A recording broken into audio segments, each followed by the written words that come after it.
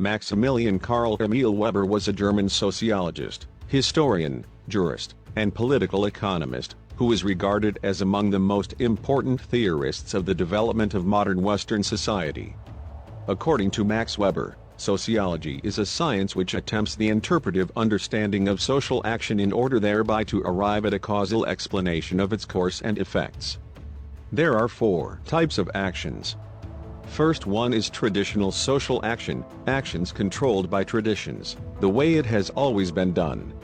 Second is affective social action, actions determined by one's specific affections and emotional state. You do not think about the consequences.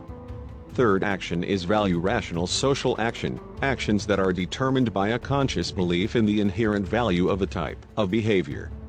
Fourth action is instrumental rational social action, actions that are carried out to achieve a certain goal. You do something because it leads to a result.